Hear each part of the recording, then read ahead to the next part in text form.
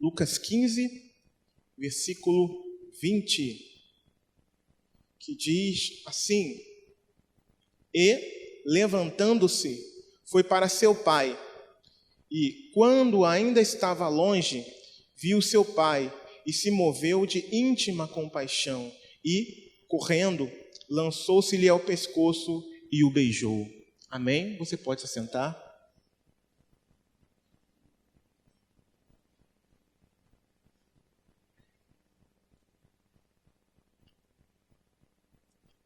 Nós conhecemos essa passagem como a parábola do filho pródigo. Porém, eu quero dar um nome diferente a essa mensagem, como o Pai maravilhoso. E não foi à toa que eu escolhi esse trecho para ser o trecho da nossa leitura. Porém, nós queremos falar um pouco dessa parábola. E quero compartilhar com você algo que escrevemos aqui, e diz o seguinte: apesar de conhecermos a história do filho esbanjador, ou seja, o filho pródigo, e suas desventuras longe dos cuidados, orientação e zelo paterno, o texto nos aponta um pai amoroso e perdoador. E é sobre isso que nós queremos falar nessa noite. Porém, antes de falar desse pai, cujo amor é imensurável, é maravilhoso, quero falar um pouco sobre o filho. E a gente começa aqui no versículo 11, a partir do versículo 11, do mesmo capítulo 15, que diz assim: E disse, um certo homem tinha 2 filhos, e o mais moço deles disse ao pai: Pai, dá-me a parte dos bens que me pertencem. E ele repartiu por eles a fazenda. E poucos dias depois, o filho mais novo, ajuntando tudo, partiu para uma terra longínqua, e ali desperdiçou os seus bens, vivendo dissolutamente. E havendo ele gastado tudo, houve naquela terra uma grande fome, e começou a padecer necessidades. E foi, e chegou-se a um dos cidadãos daquela terra, o qual o mandou para os seus campos a apacentar porcos. E desejava encher o seu estômago com as bolotas que os porcos comiam, e ninguém lhe dava nada.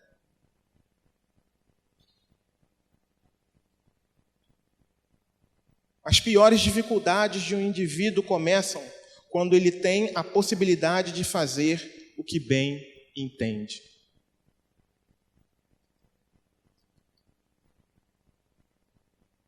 Quando o indivíduo ele tem a possibilidade de fazer o que bem entende, é que começa a queda desse indivíduo. E foi assim que aconteceu com esse jovem.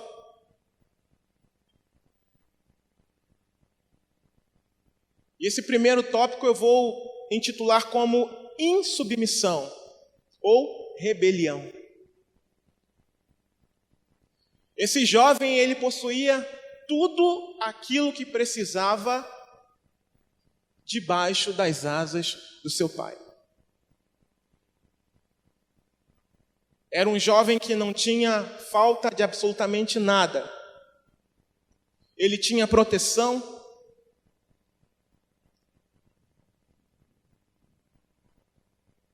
ele tinha muito amor, ele tinha uma farta alimentação, se vestia bem e de quebra trabalhava com o pai, ajudava ao seu pai. Porém, algo acontece com esse jovem que o leva a pedir a sua parte da herança. Algo que deveria apenas acontecer quando o pai morresse. Mas esse jovem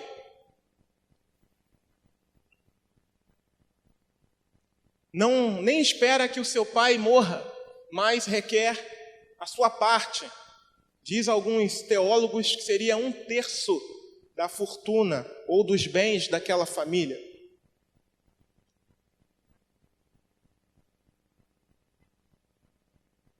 E esse jovem chega diante do seu pai e pede. E aqui eu quero convidar aos amados irmãos a pensar o que talvez tenha motivado a esse jovem a fazer isso, sabendo-se que não havia falta de absolutamente nada para esse jovem. Talvez esse jovem não gostasse de estar debaixo das ordens do seu pai. Talvez o coração desse jovem estivesse iludido com uma falsa independência. Talvez esse jovem não quisesse se render, não quisesse se submeter às determinações do seu pai e do seu irmão mais velho.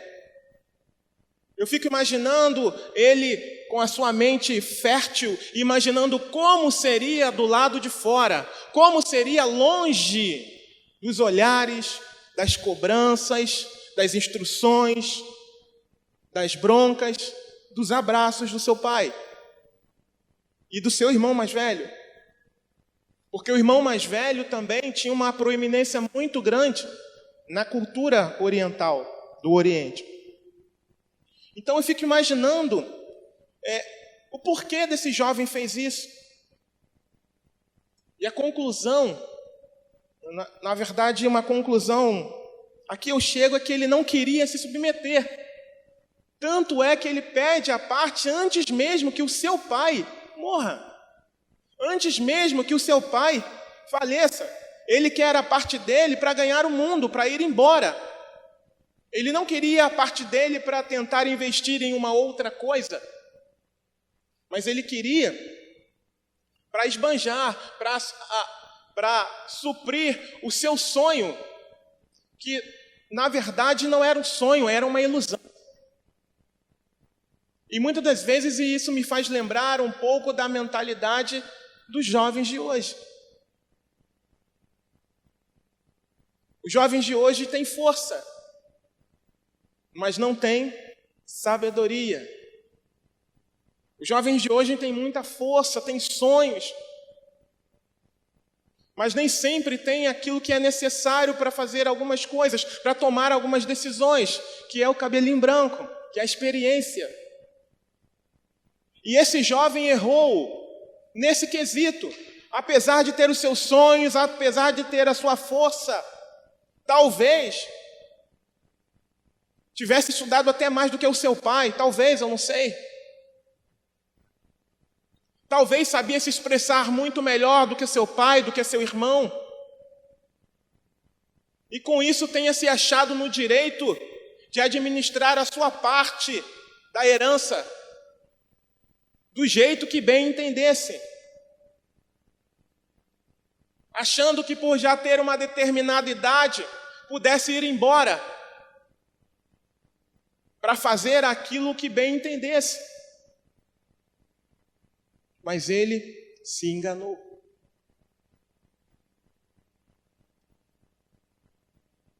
Sempre que damos mais valor a coisas do que a pessoas, mais importância ao prazer do que ao dever, e nos interessamos mais pelas paisagens distantes do que pelas bênçãos em nosso próprio lar, estamos procurando problemas.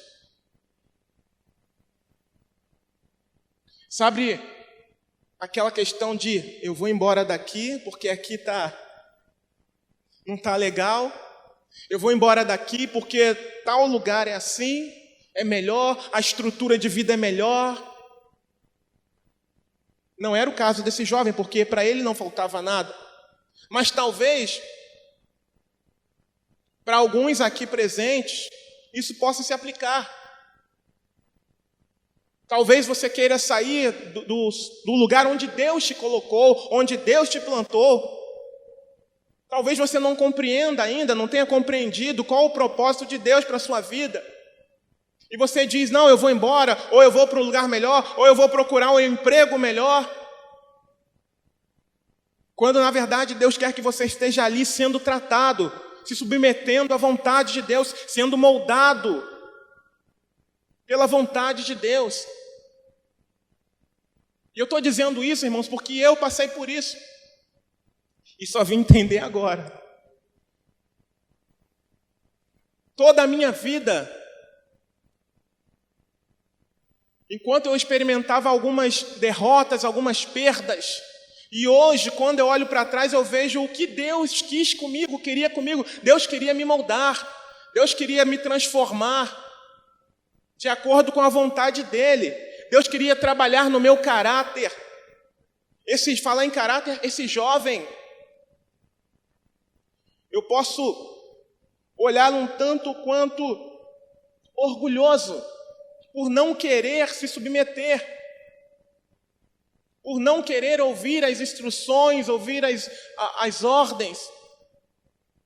Para os jovens, eu sei que não é fácil, mas muitas vezes um não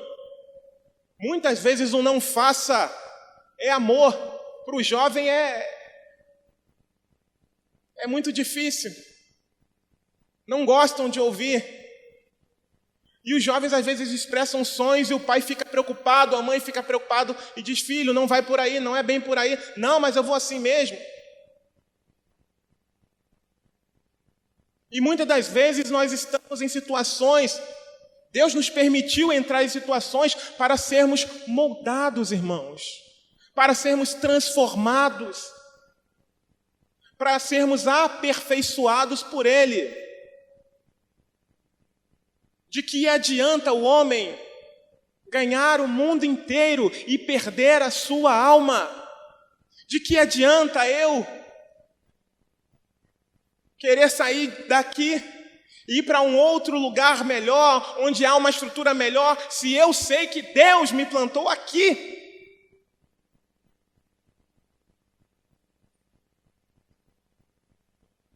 O melhor lugar onde nós devemos estar é o centro da vontade de Deus. É o melhor lugar, irmãos. Ainda que seja no Jardim Catarina, ainda que seja no Laranjal, em Miriambi, e seja lá onde for. Se Deus te plantou ali, esteja ali, porque é ali que você vai ser próspero, é ali que você vai ser feliz, porque Deus vai estar contigo ali. De que adianta eu ir para um outro lugar, para um lugar muito melhor, onde minha família vai ter uma estrutura melhor, se não for a orientação de Deus, se não for o centro da vontade de Deus, se isso me fizer me desviar do caminho do Senhor. Esse jovem, ele aprendeu uma lição, a lição mais dura da sua vida. Ele olhou para o lado financeiro e achou que seria feliz com dinheiro no bolso.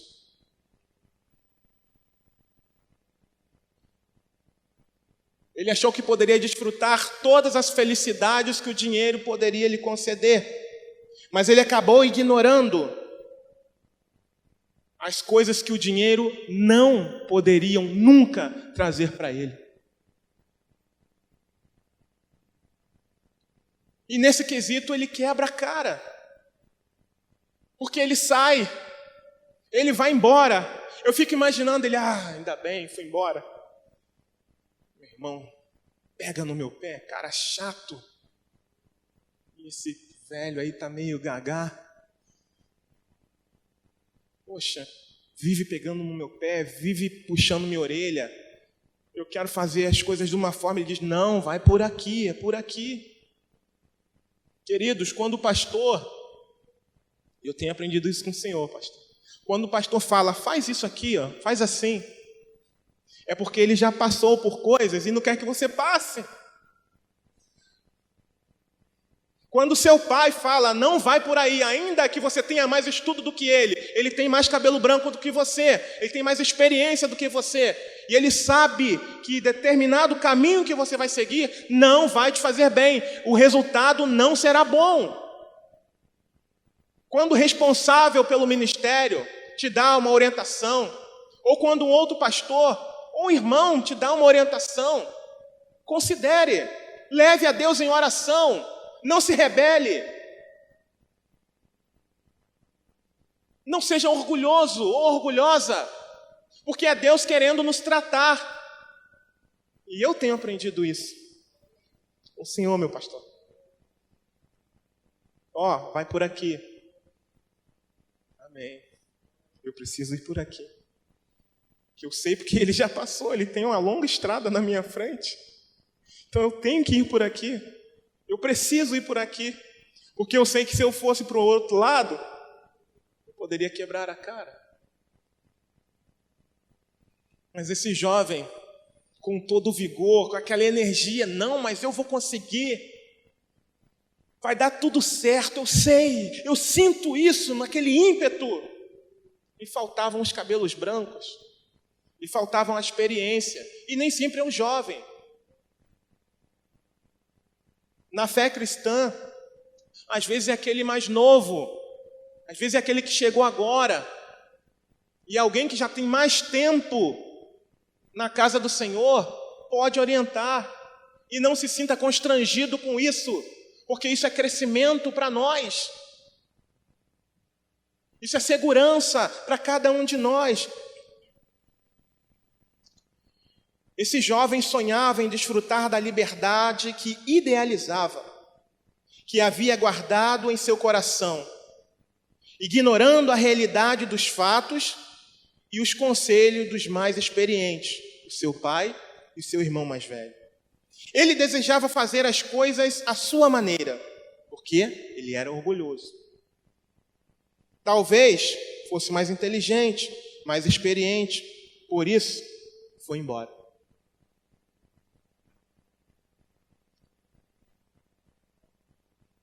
A palavra do Senhor declara que enganoso é o coração do homem.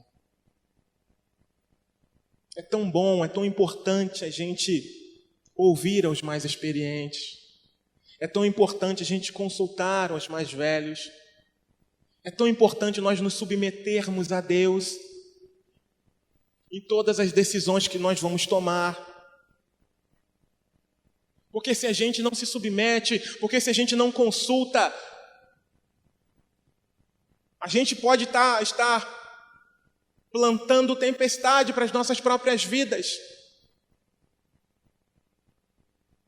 Provérbios capítulo 20, versículo 29 diz: a glória do jovem é a sua força, e a beleza dos velhos são as cães. Cães significam cabelos brancos. Ou seja, a experiência.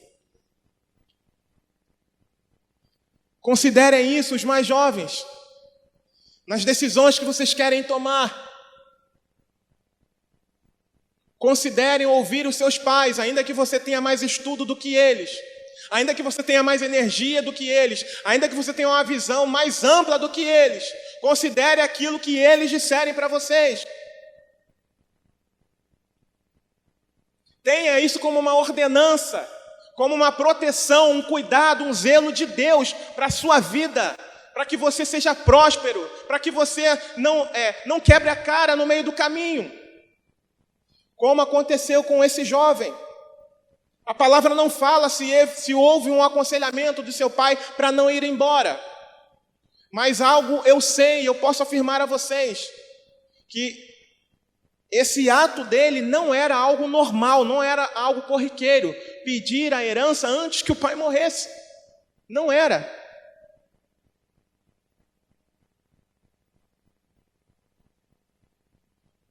Só que, no decorrer dessa história, dessa trajetória dele, algo dá errado. Ele sai com dinheiro no bolso. Eu imagino que todo feliz, todo saltitante, e começa a esbanjar.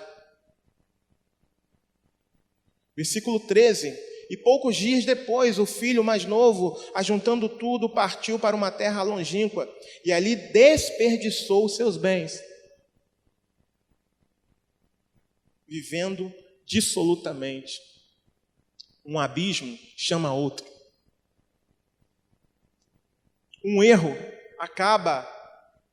pode acabar levando a outro.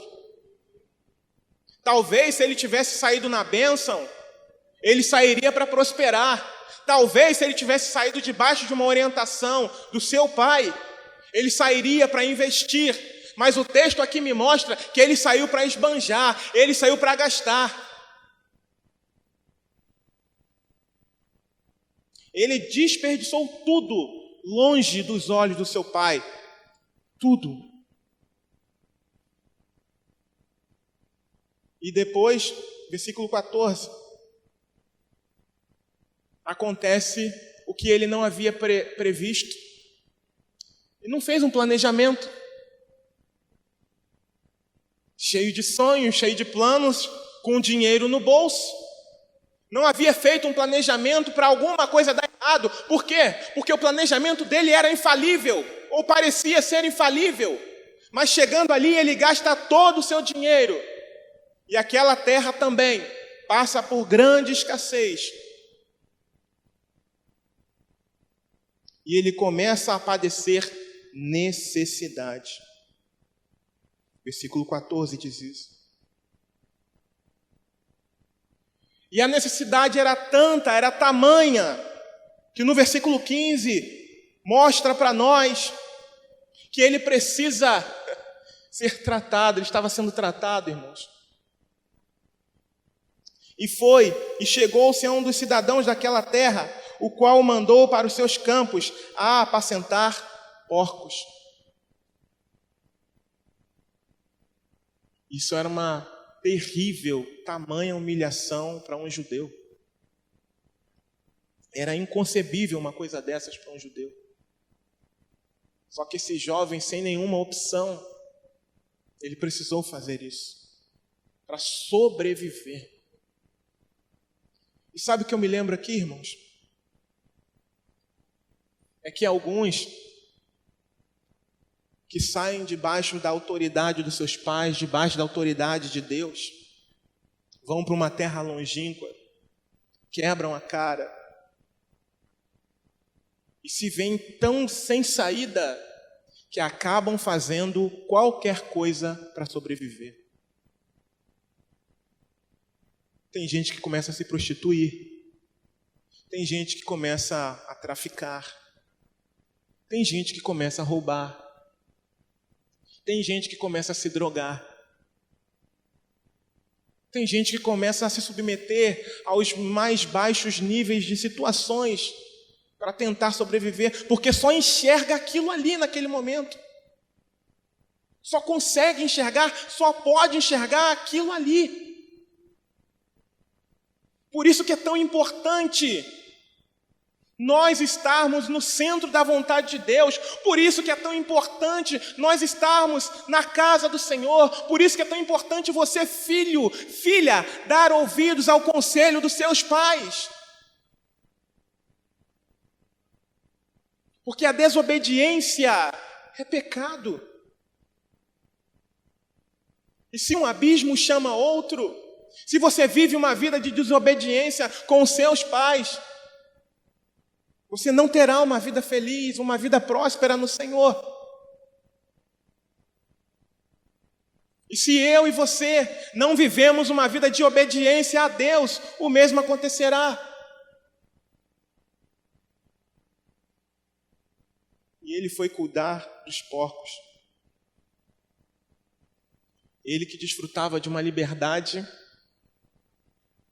que talvez, na época, ele achasse monótona, ele achasse chata por conta dos compromissos que ele precisava realizar ali.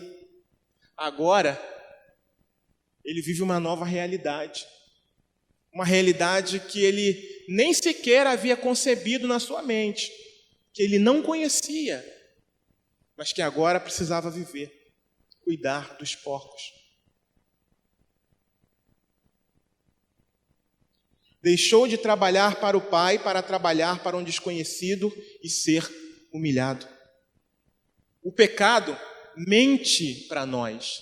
Sabe por quê? Porque o pecado promete liberdade, mas traz escravidão. Promete sucesso, mas traz fracasso.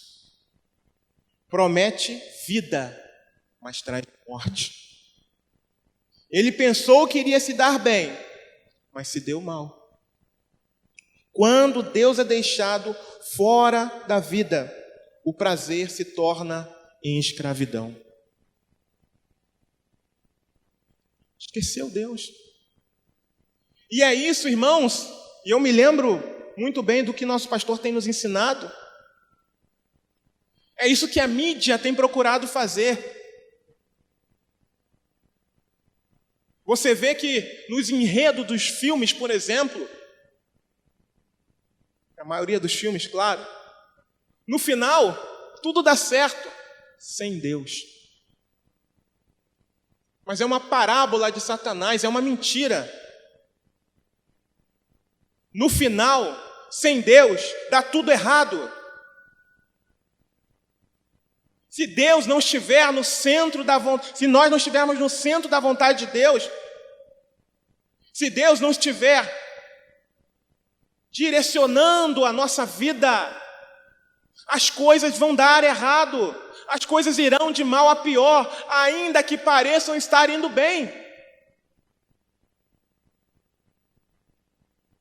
Você acha que no início, que esse jovem saiu, não pareciam estar indo bem? Enquanto ele não percebia que o dinheiro dele estava indo embora? Eu fico imaginando ele pensando, enquanto ele tinha um dinheiro no bolso e gastava,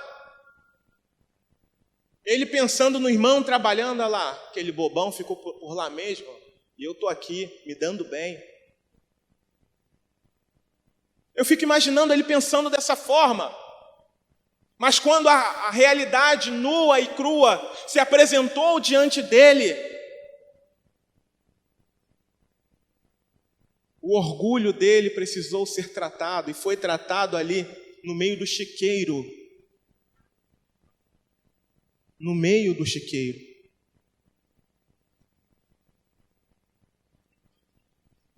Ele vivia pior do que os escravos do seu pai.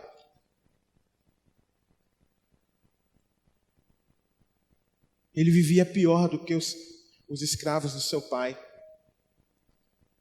Versículo 16 diz que ele desejava encher o seu estômago com as bolotas que os porcos comiam, e ninguém lhe dava nada.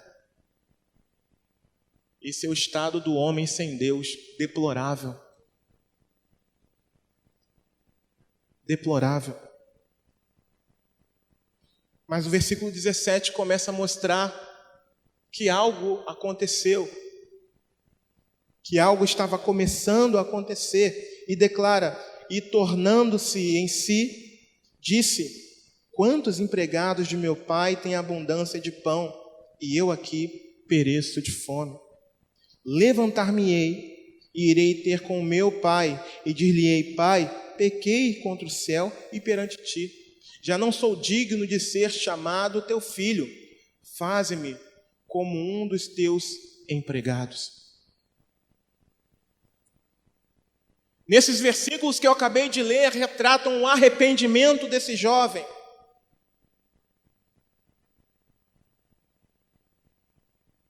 Porém, numa leitura cuidadosa, ele não se arrependeu, irmãos, porque tinha comida para os escravos na casa do pai dele. Não!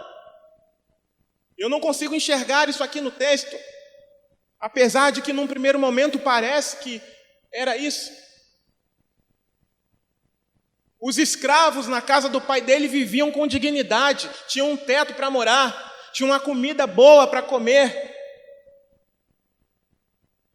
E ele padecendo fome, desejando o mesmo alimento dos porcos. Porém, não foi isso que o fez se arrepender. Não.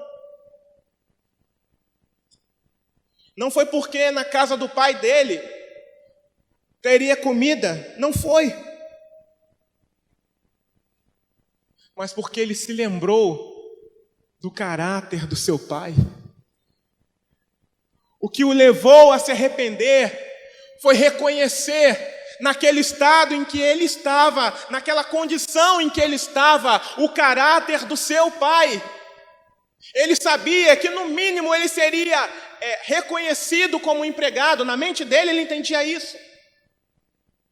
Porque ele sabia que seu pai era alguém amoroso, era alguém que não tinha rancor no seu coração, por causa do tempo de convívio dele na casa do seu pai.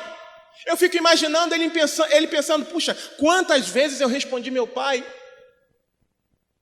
E meu pai me corrigiu sim, mas não à altura daquilo que eu precisaria. Quantas vezes eu disse não a meu pai, e passou-se um tempo e depois meu pai vinha de novo como se nada tivesse acontecido. E ele se lembrou de um pai bondoso, de um pai amoroso que ele tinha. Ele não se arrependeu por conta do alimento, da comida, apesar de estar padecendo necessidade.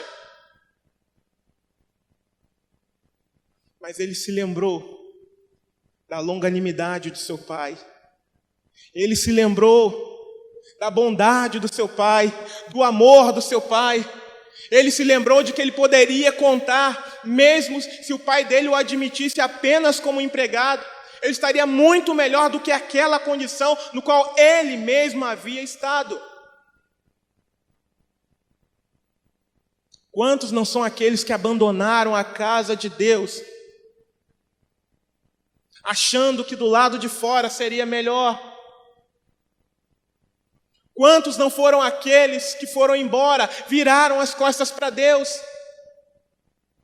e somente lá fora puderam reconhecer o amor de Deus, a bondade de Deus? Talvez tenhamos pessoas aqui assim. Gente que um dia esteve na casa do Senhor, que vivia, que gozava de liberdade, mas preferiu entrar em escravidão, indo lá para fora. Preferiu permitir o jugo de Satanás, o jugo do diabo. Porque estar fora de Cristo é viver em escravidão. Estar longe de Cristo é viver em cativeiro. Eu não sei se todos que estão aqui dentro conseguem compreender a gravidade disso, mas se você não está em Cristo, você está num cativeiro. E importa que você clame a Cristo para que Ele possa te libertar.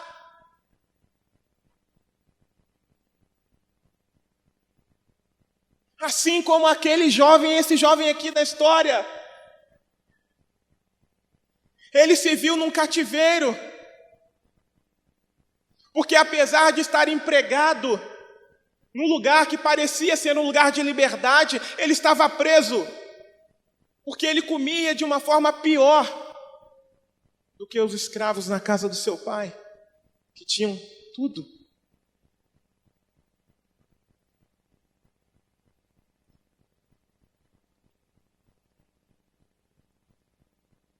Aleluia. Enquanto cuidava dos porcos, ele cai em si. Sabe o que eu aprendo aqui, irmãos? Quando ele cai em si, é que quando alguém se afasta da presença de Deus, é como se ele fosse acometido de uma loucura. Quando alguém se afasta da presença de Deus, é como se ele se permitisse ficar enfeitiçado por uma coisa diferente. Estranha a comunidade cristã, estranha o reino dos céus.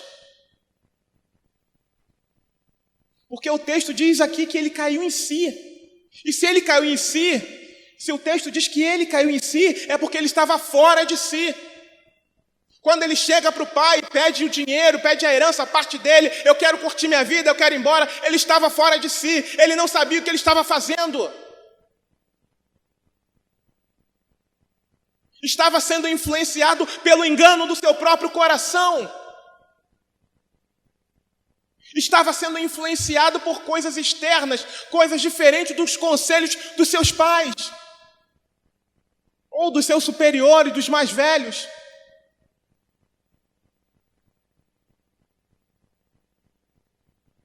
Ele estava fora de si. Ele não conseguia discernir o certo e o errado naquele momento.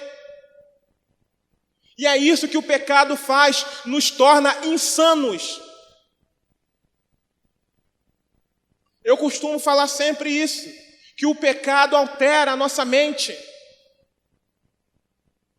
Pessoas que vivem no erro, elas não conseguem mais reconhecer que estão vivendo de uma forma errada.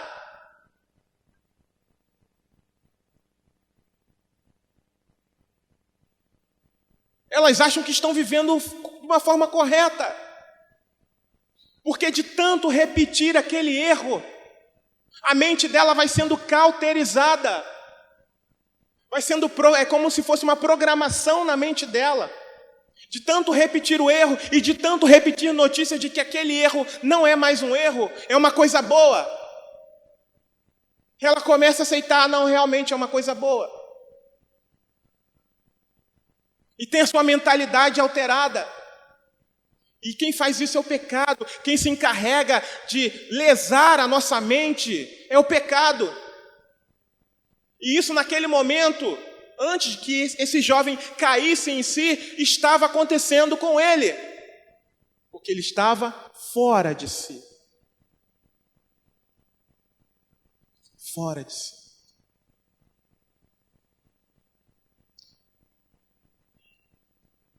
O pecado paralisa a imagem de Deus dentro de nós e libera o instinto animal.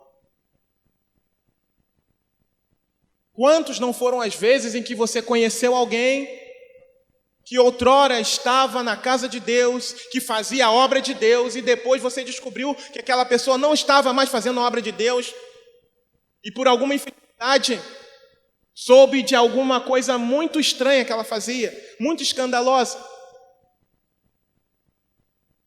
muito vergonhosa. Mas fulano não era de Deus, fulano não era cristão. Sim, era. Mas ele se afastou do Pai.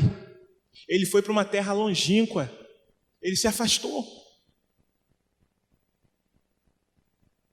Ela se afastou de Deus. E começou a viver dissolutamente. Saiu de lá gordinho, viçoso, bonito. E na terra longínqua, ele foi desfigurado. Ela foi desfigurada. Porque ela achava que iria se dar bem nessa terra longínqua. Ele achava que iria se dar bem nessa terra longínqua. Ele sentiu pesar em sua desastrada escolha e tomou a atitude: levantar-me-ei e irei. Há momentos na vida em que é necessário tomar um posicionamento. E esse jovem tomou um posicionamento. Ele se arrependeu. E como nós dissemos aqui, ele não se arrependeu porque estava com fome. Mas ele se arrependeu porque ele se lembrou de quem era o seu pai. Do caráter do seu pai. De quem o seu pai tinha sido durante todo aquele tempo para ele. Foi isso que veio na mente desse jovem. Não foi a barriga roncando, apesar também de considerar isso. Mas ele considerou, a maior consideração dele para retornar foi saber que o pai o receberia. Porque ele conhecia o coração do seu pai, mesmo que ele tivesse virado as costas para o seu pai. Foi isso que ele fez. Ele conhecia o coração do seu pai. Aleluia. Ele conhecia o coração do Pai. E levantando-se, versículo 20, e levantando-se, foi para seu pai, e quando ainda estava longe, viu o seu pai, e se moveu de íntima compaixão, e correndo, lançou-se-lhe ao pescoço e o beijou. Ai, que coisa maravilhosa. Seu pai o avista de longe.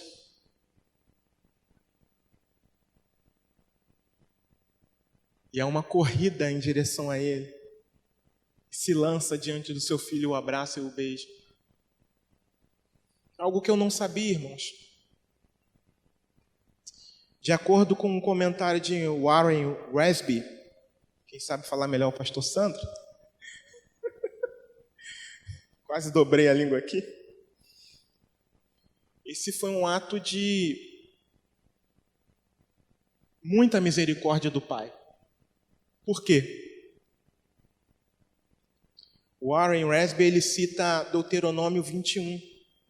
Ele diz que esse jovem, segundo o comentário dele, ele diz que esse jovem, de acordo com a cultura que ele vivia, ele deveria ter sido apedrejado até a morte. E a referência que o Warren Wiersbe cita aqui está em Deuteronômio 21, versículo 18 até o 21, e diz assim: se o homem tiver um filho teimoso e rebelde, que não obedece ao pai nem à mãe, apesar de eles o disciplinarem, o pai e a mãe levarão o filho até a porta da cidade e dirão às autoridades ali reunidas: este nosso filho é teimoso e rebelde, e se recusa a obedecer, é mau caráter e vive bêbado. Então, todos os homens da cidade o executarão por apedrejamento. Desse modo, vocês eliminarão o mal do seu meio, e todo Israel ficará sabendo disso e temerá.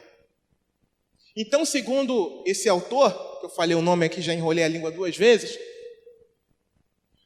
o ato do pai de, ao avistar o filho e correr e agarrar, era um ato de, como está escrito aqui, de íntima compaixão. Era um ato de misericórdia. Porque se ele não estivesse ali, o filho poderia ser apedrejado de acordo com a lei de Moisés. Porque ele era alguém desobediente. O que levaria um jovem, alguém tão jovem, a pedir herança antes da morte do seu pai, senão uma rebelião? Isso não era normal, como nós falamos no início. Então, quando seu pai avista o seu filho ao longe, e também não era normal que um pai, já idoso, corresse em direção ao seu filho.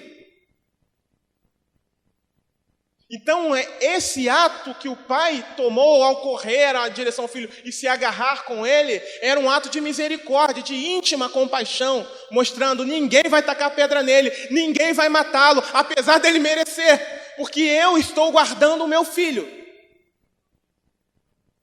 Isso me faz lembrar o que Deus fez por mim e por você na cruz do Calvário, a enviar o seu Filho Jesus para lá, no nosso lugar. Íntima compaixão. Deus amou o mundo de tal maneira que deu seu Filho unigênito para que todo aquele que nele crê não pereça, mas tenha vida eterna. Um ato de misericórdia, um ato de compaixão para mim e para você. O pai poderia ter chegado e dito: sai daqui, seu fedorento. Ou será que ele não estava com cheiro de chiqueiro? Porque era lá que ele trabalhava. Ou será que ele não estava maltrapilho? As vestes deles não eram as mesmas vestes de quando ele havia saído da casa do pai. O jeito dele já não era mais o mesmo. Ele foi desfigurado naquele lugar, na terra longínqua, onde ele havia estado. Mas o seu pai não viu nada disso. O pai amoroso olhou para ele, o amou e o recebeu de braços abertos, não acusando, Não dizendo, eu te avisei, você nunca me obedeceu, o pai não fez nada disso, mas o recebeu, o acolheu, o impediu de ser morto. E da mesma forma Deus faz comigo e com você. Um dia Deus fez isso comigo também. Quando da mesma forma que esse jovem estava sujo, fedorento de lama, de chiqueiro, Deus ofereceu perdão para mim. Era exatamente assim que eu estava espiritualmente, irmãos. Quando no meu quarto eu clamei por socorro, e Ele veio, e Ele me abraçou, e Ele me aceitou, e Ele me acolheu, e é o mesmo que Ele pode fazer com você aqui nessa noite. Porque Deus é amoroso, Deus é misericordioso, Deus é longânimo. Basta que tão somente você faça como esse jovem. Ele não apenas se arrependeu, mas ele também tomou uma atitude de ir até o seu pai e dizer, pai, eu pequei contra ti. Não adianta apenas, eu pequei, eu sei que eu estou errado. Não! Mas o jovem foi. Ele sabia que tinha pecado contra o seu pai. Ele se levantou e foi ao encontro do pai. Ele tomou atitude. Resolva o problema. Não apenas reconhecer, não, eu estou errado mesmo, é isso mesmo. Puxa vida, Deus falou, glória a Deus. E ficou inerte? Não, ele não ficou inerte, mas ele tomou um posicionamento. Nessa noite, se você estiver afastado da casa do Pai, tome um posicionamento, porque o Pai é amoroso, Ele te ama. Ele enviou o seu único filho para morrer também por você, independente daquilo que você tenha feito. Independente da sua rebelião, independente da minha rebelião, Ele nos perdoou, Ele me perdoou, e Ele também tem perdão para você nessa noite. Ele está pronto para te receber de braços abertos. E assim como esse pai fez e correu ao encontro do seu filho e o abraçou, aplacando a ira da lei, da mesma forma, Jesus, mediante seu precioso sangue, aplaca a ira de Deus contra nós. Porque a partir de Jesus, por meio da fé nele, em Cristo Jesus, nós somos feitos filhos de Deus. Filhos. Aleluia. Filhos de Deus. Você já pensou nisso? Filhos de Deus. Filhos de Deus. Aleluia. Versículo 20 novamente, levantando-se foi para o seu pai, e quando ainda estava longe, viu o seu pai, e se moveu de íntima compaixão, e correndo lançou-se-lhe ao pescoço e o beijou. Versículo 21. E o filho lhe disse, pai, pequei contra o céu e perante ti, e já não sou digno de ser chamado teu filho. Mas olha o que o pai diz, ou melhor, olha o que o pai faz. Mas o pai disse aos seus servos, trazei depressa a melhor roupa e vestilho, e ponde-lhe um anel na mão e sandália nos pés. Aleluia. Aleluia, louvado seja o nome do Senhor. Ele chegou completamente maltrapilho na presença do pai. Desfigurado, com a veste diferente daquela que ele havia saído. Então a primeira coisa que o pai fez foi dar ordem para trocar aquela roupa de prisioneiro para uma roupagem de quem era livre. A primeira coisa, troca as vestes dele. Tira essa roupa de prisioneiro. Uns desenhos, né? Aquela roupa listrada, uma bola de ferro nos pés, um desenho, né? Então o pai fala, tira isso, troca isso dele. Agora ele é livre. Agora ele está livre. E troca a roupa dele. Coloca uma veste de festa.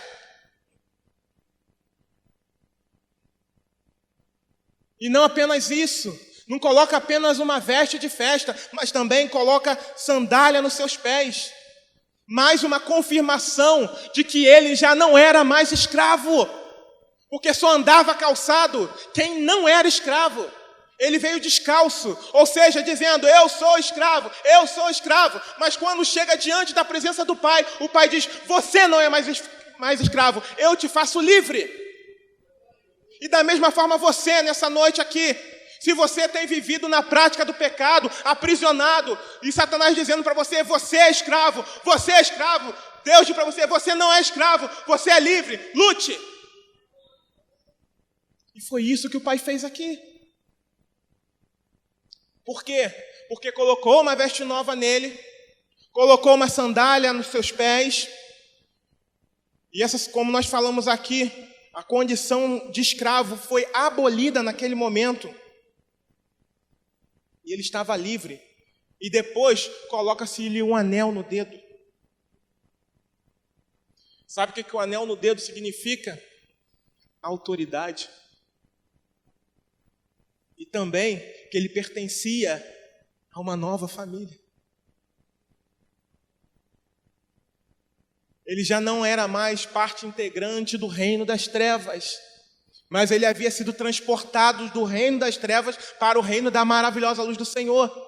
E naquele momento ali, espiritualmente falando, a autoridade que ele recebeu foi a autoridade do nome de Jesus.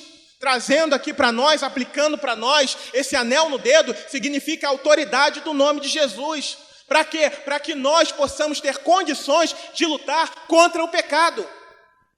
Porque o pecado agora já não pode mais nos dominar. E agora nós somos cidadãos dos céus. Filhos de Deus, com direito à herança do Pai.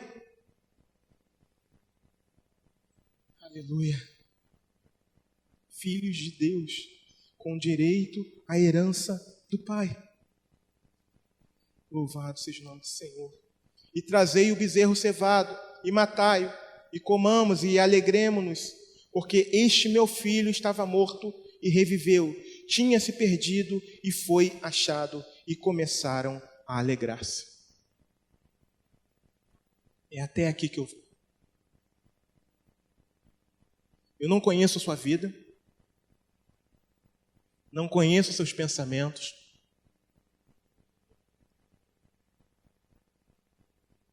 a maioria aqui eu não sei quem são, uma boa parte, mas eu sei de uma coisa, que se você não estiver em Cristo, você não tem acesso ao céu. Se eu não estiver em Cristo, eu não tenho acesso ao céu, eu não tenho acesso à vida eterna. Eu não serei salvo. Salvo da condenação. Salvo da prisão eterna. Salvo da morte eterna. Mas Cristo, Ele veio para que cada um de nós crescêssemos nele. Para que crendo nele, nós possamos ter acesso aos portais celestiais. A Nova Jerusalém. E ela se aproxima. E esse dia de entrarmos na Nova Jerusalém se aproxima. E é importante que você, que foi para a terra longínqua, que você retorne para os braços do Pai o quanto antes. O reino de Deus está próximo. Se arrependa e creia no Evangelho, porque o Evangelho liberta. O Evangelho é poder de Deus e salvação para todo aquele que nele crê. Assim diz a palavra do Senhor. Creia na mensagem do Evangelho. Creia no poder de Deus. Não fique longe da casa do Pai. Não fique longe do Pai. Obedeça-o. Tenha-o como Senhor e também como Salvador da sua vida. Em nome de Jesus. Em nome de Jesus, eu não conheço a sua condição. Eu não sei de onde você vem, algumas pessoas aqui, alguns rostos novos aqui. Mas eu digo para você, se você vive ainda em terra longínqua, mas veio aqui nessa noite, é porque Deus está te chamando, Deus está te convidando, porque Ele quer te dar vestes novas, Ele quer te dar, colocar sandália nos seus pés, tirar a sua condição de escravo, escravo do mundo, escravo do pecado, escravo de Satanás. e colocar um anel no seu dedo, representando que agora você pertence à família que vai morar no reino dos céus. Então, nessa noite, abra o seu coração para o Senhor. Nessa noite, se você esteve longe, ou está longe ainda, faça um concerto com o Senhor. Se arrependa dos seus pecados, assim como esse jovem disse: levantar-me-ei e irei. Não apenas ouça e diz: eu estou errado, preciso voltar. Não, a mensagem é urgente. Nós não sabemos o dia e nem a hora da nossa partida aqui dessa terra. Esse jovem voltou em tempo hábil. Eu realmente não conheço você, mas eu sei que é importante que você retorne imediatamente. Buscai ao Senhor enquanto se pode. Invocai-o enquanto está perto. Essa é uma mensagem de urgência de Deus, chamando o seu povo ao arrependimento, chamando o seu povo a viver uma novidade de vida com Ele, uma vida sincera, uma vida longe da hipocrisia, do pecado. Em nome de Jesus, quero convidar você a se colocar de pé nessa noite.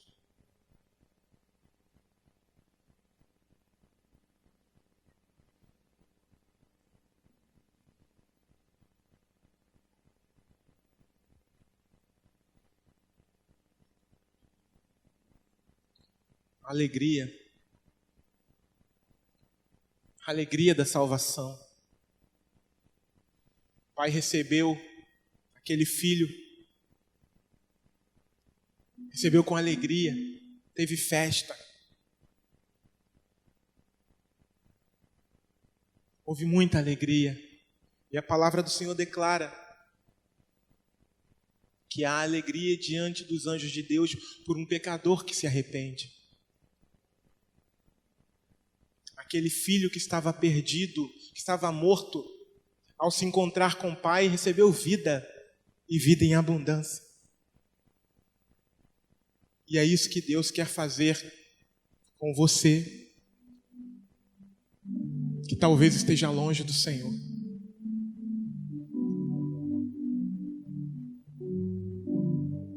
Eu fico imaginando que Deus marcou um encontro com você aqui nesse lugar. Não por minha causa, eu não sou nada. E também não posso fazer nada por você.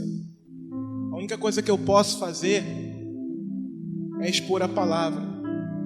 Mas quem convence você não é o homem, mas é o Espírito Santo de Deus.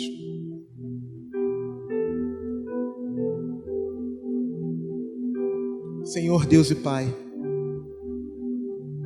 eu quero te agradecer, Senhor, por cada vida aqui presente. Quero te agradecer, Senhor, por cada irmão presente. Te peço, Senhor, que o Senhor venha ministrar, Senhor, que o Teu Espírito venha falar, Pai, em cada coração desses que estão vivendo em terras longínquas, ó Pai. Desses que abandonaram o Teu caminho, Senhor, por diversos motivos. Gente que se entristeceu, se decepcionou. São tantos os motivos, ó Pai. E acabam indiretamente culpando ao Senhor, quando na verdade eles saltaram do seu colo. Mas ainda assim, Pai, nessa noite, o Senhor os chama a se arrependerem novamente. O Senhor os chama à reconciliação. Espírito Santo de Deus, eu te peço, dá glória ao Teu nome, Senhor. Que o Senhor faça uma transformação nesses corações que estão vivendo em terras longínquas. Que eles voltem, Senhor, imediatamente para o Senhor. Porque não há melhor lugar, Pai, do que no centro da tua vontade. Não há melhor lugar, Pai, do que te servir, Pai amado, de todo o coração. Não há maior satisfação, Senhor, do que viver, Senhor, para a glória do teu nome, Deus. Não há satisfação melhor, Senhor, e maior, Pai, do que poder, Senhor amado, te chamar de Pai. Senhor, e ser atendido como filho. Obrigado, Senhor, nessa noite.